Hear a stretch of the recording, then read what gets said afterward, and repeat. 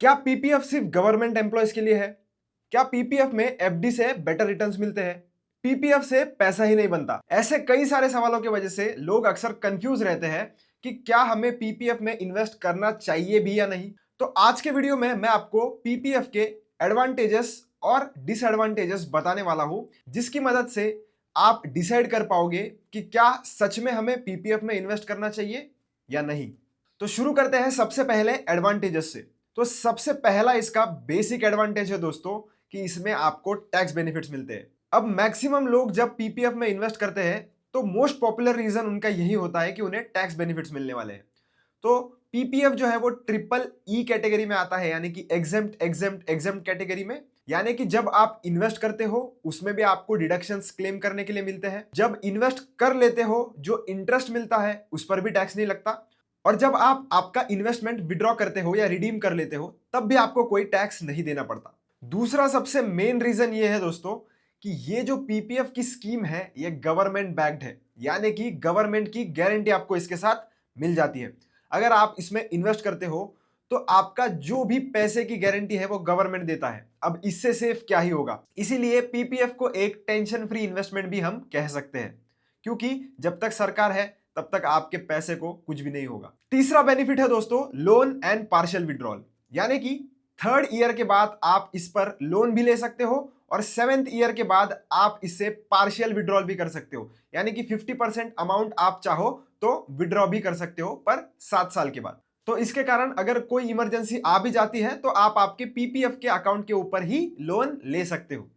चौथा पॉइंट ये है दोस्तों कि फ्लेक्सिबल इन्वेस्टमेंट आपको मिल जाती है, क्योंकि मिनिमम 500 रुपीज और मैक्सिमम 1.5 लैक्स आप एक फाइनेंशियल ईयर में पीपीएफ के अकाउंट में इन्वेस्ट कर सकते हो। आप चाहो तो मंथली भी इन्वेस्ट कर सकते हो और वन टाइम भी इन्वेस्ट कर सकते हो। साल में 12 बार, जैसे कि 12 महीने होते हैं, तो 12 टाइम्स आप मैक्सिमम यहां पर इन्वेस्टमेंट कर सकते हो। वरना अगर आपको वन टाइम या लमसम इन्वेस्टमेंट करनी है 1.5 लाख तक की तो आप वो भी कर सकते हो। बस ध्यान आपको इतना रखना है कि मिनिमम 500 रुपीज आपके इन्वेस्ट होने ही चाहिए। अगर आप 500 रुपीज भी इन्वेस्ट करना भूल जाते हो जिसके कारण आपका अकाउंट इनएक्टिव हो सकता है और आपको उसे एक्टिव करने के लिए बहुत झंझट फेस करनी पड़ेगी।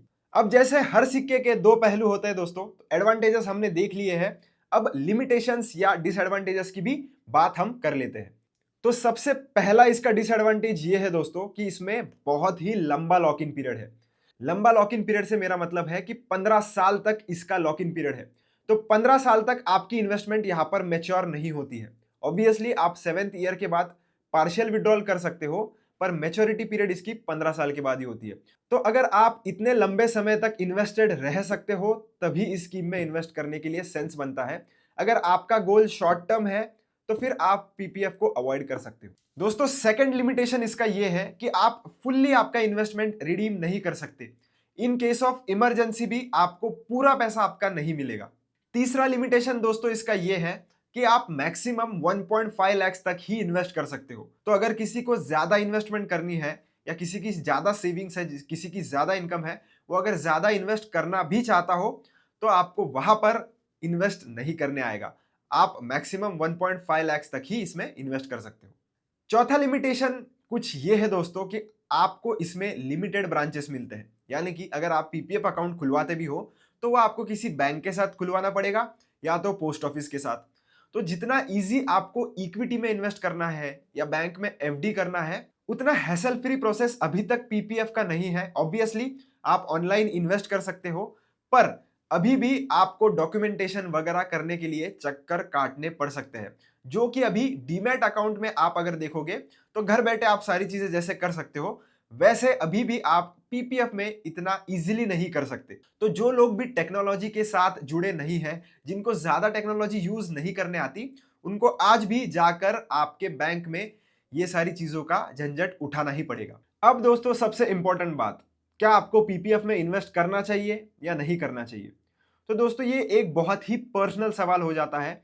आपको खुद का पर्सनल फाइनेंस जो है उसको एनालाइज करना पड़ेगा कि आप कितनी रिस्क ले सकते हैं, आपका इन्वेस्टमेंट होराइजन क्या है, यानी कि आप कब तक आपकी इन्वेस्टमेंट होल्ड कर सकते हैं। क्या कोई बड़ा खर्चा आने वाला है अगले 5 से 10 सालों में जिसके लिए आप पैसा जोड़ रहे हो?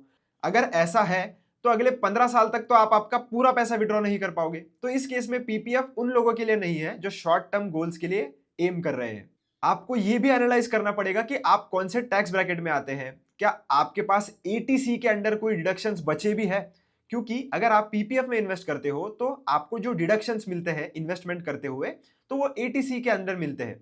तो अगर आप बाकी के स्कीम्स में इन्वेस्ट कर रहे हो जहां पर ऑलरेडी आप एटीसी का डिडक्शन क्लेम कर रहे हो तो पीपीएफ में आपको डिडक्शन नहीं मिलेगा।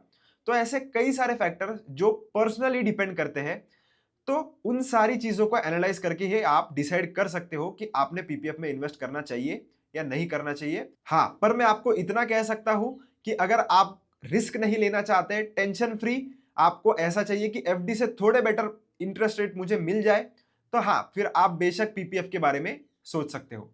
तो आशा करता हूं दोस्तों आपको एडवांटेजेस और लिमिटेशंस क्या है पीपीएफ में इन्वेस्टमेंट करने के ये समझ में आ गया होगा।